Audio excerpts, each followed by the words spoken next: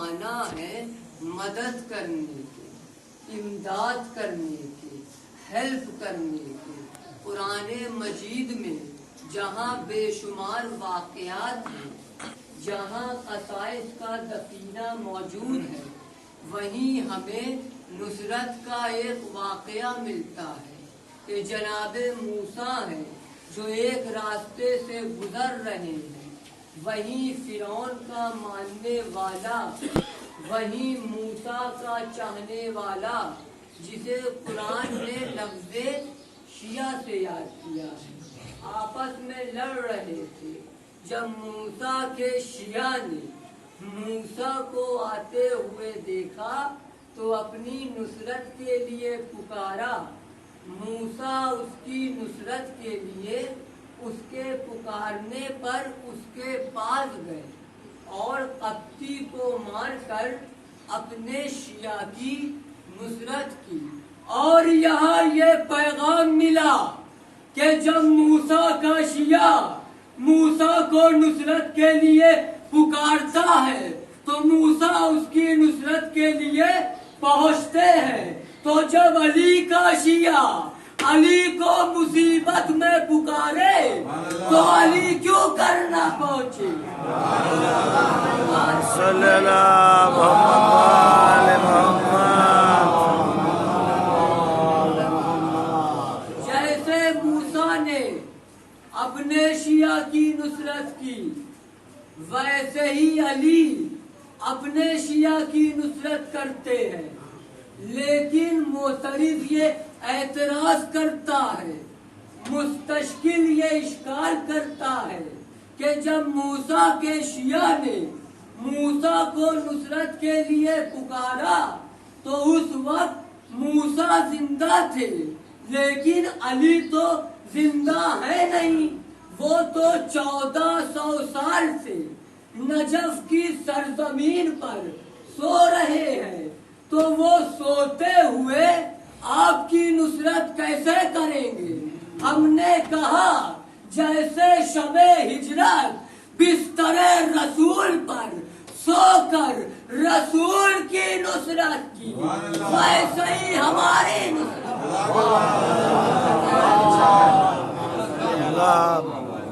محمد ایک سلوات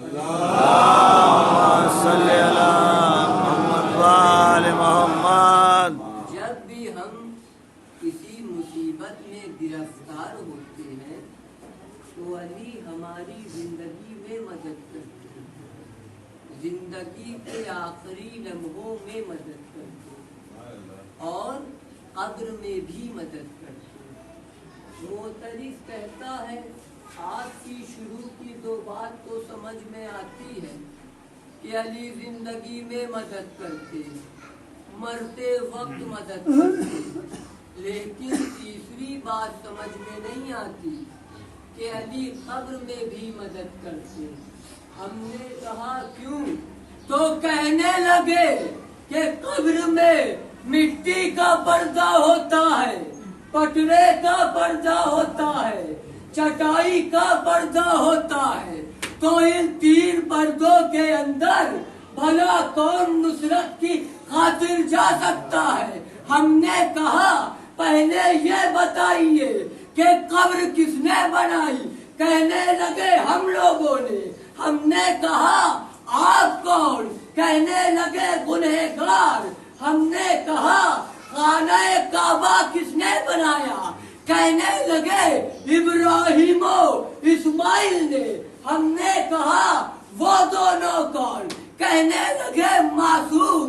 بس اب یہیں سے سمجھ لیجئے کہ دو معصوموں کی بنائی ہوئی دیوار علی کو نہ روک سکی تو آپ جیسے گنہگاروں کی بنائی ہوئی قبر علی کو کیسے روک صلی اللہ محمد وآل محمد۔ اللہم صلی اللہ محمد وآل محمد۔ علی محترم، آپ لوگ مجھ کو بہت اچھا سن رہے ہیں، بہت معذب مجمع ہے۔ ہے اللہ کراری کے لوگوں کو سلامت رکھے. ایک صلوات پڑھیے.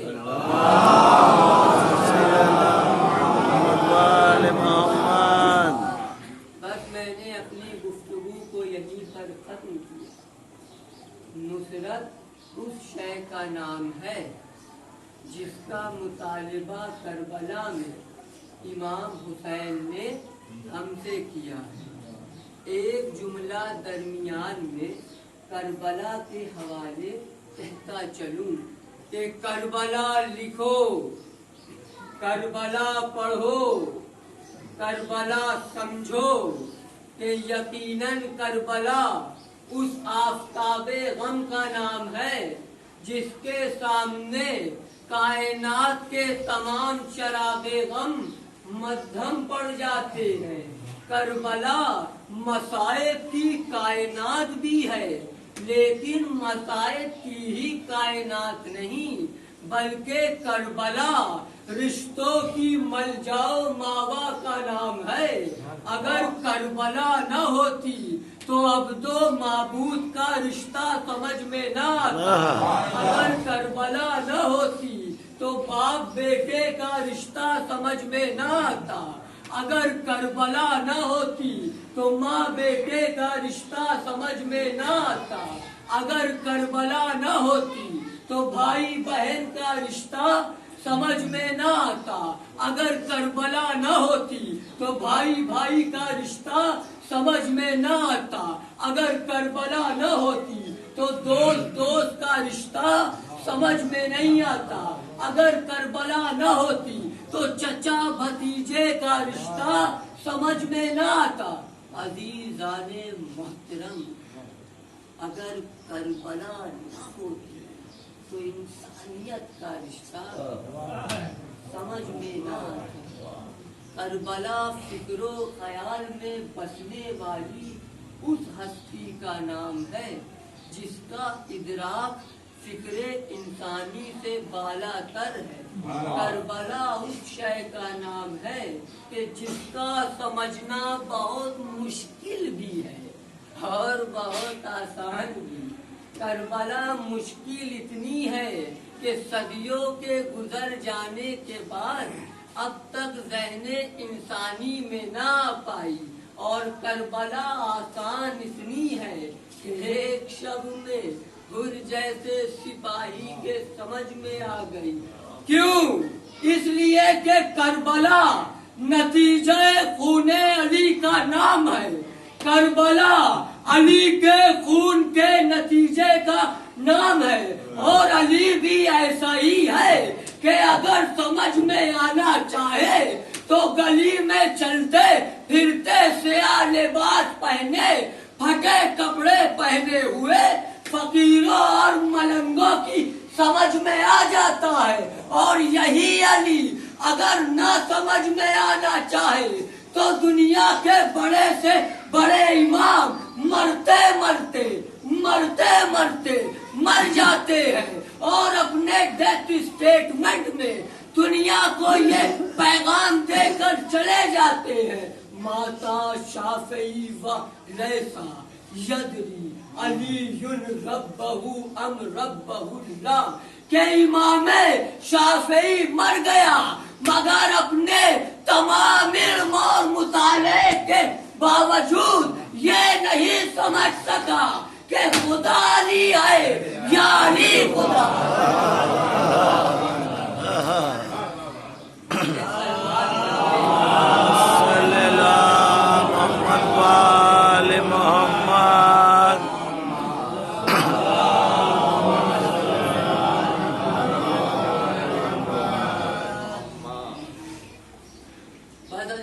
محترم، مجلس ہو گئی اور یہ مجلس میری گفتگو سے نہیں آپ کے غور کرنے سے مقبول ہوئی. بس میں نے آپ رحمت تمام رکھتے مسائل اور آپ کی رحمت. کربلا اس جگہ کا نام ہے جس کو اگر انسان اپنے تصورات میں ڈھالے تو اس کی آنکھوں کا سیلاب دیا کرتے کرتے خشک ہو جائے گا۔ کربلا میں ہر قسم کا غم موجود ہے، یقیناً کربلا نے ہمیں غموں پر صبر کرنا سکھایا ہے۔ اگر ضعیف باپ کے لیے جوان بیٹے کا غم ہے تو اس کے لیے حسین اور اکبر کا غم موجود ہے۔ کسی بھائی بہن کی غم کی نشانی چاہیے تو اس کے لیے زینب و شبیر کا غم موجود ہے۔ کسی ماں کے اوپر اس کے ننھے سے بچے کا غم طاری ہو جائے تو اس کے لیے رباب اور اصغر کا غم موجود ہے۔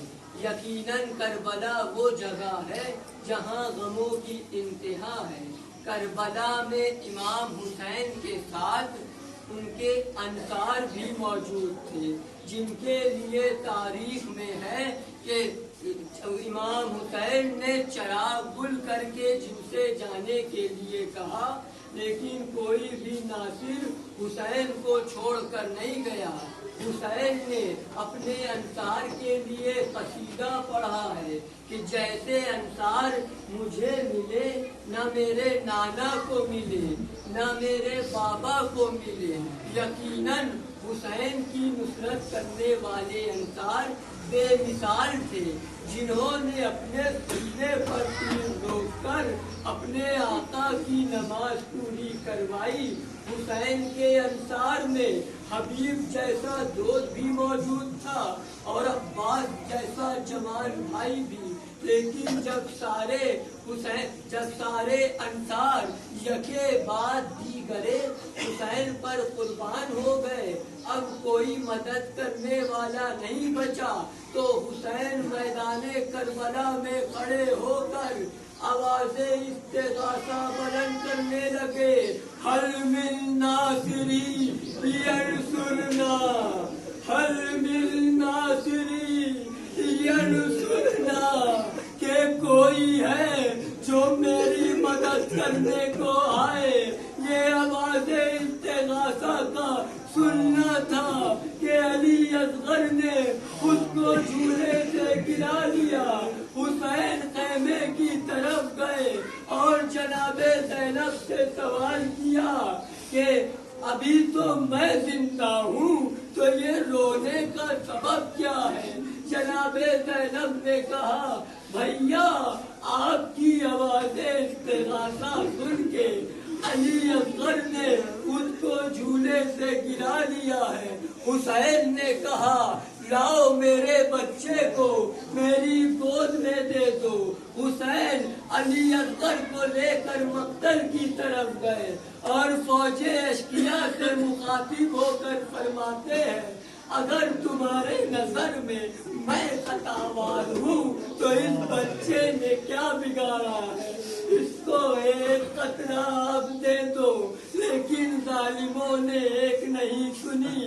حسین نے کہا، اے علی اصغر، تم بھی تو حجت خدا کے فرزند ہو، اپنی حجت ان ظالموں پر تمام کرو۔ علی اصغر نے سوکھے ہوئے ہونٹ پر سوکھی ہوئی زبان پھیلنا شروع کیا۔ فوج اشقیاء میں کوہرام برپا ہو گیا۔ امر سعد نے کہا، اے ہرملا، حسین کے کلام کو منقطع کر دو۔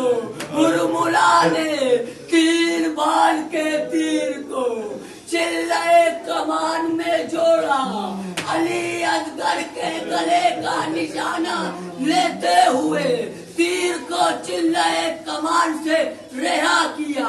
تیر علی اصغر کے گلے کو چھیدتا ہوا حسین کے بازو میں پیوست ہو گیا۔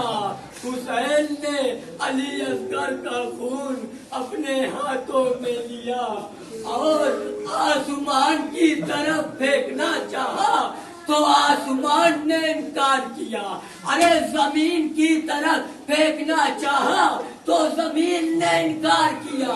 حسین نے علی اصغر کا خون اپنے چہرے پہ مل لیا اور کہا، انکار آسماں کو ہے، راضی زمین نہیں۔ असगर तुम्हारे को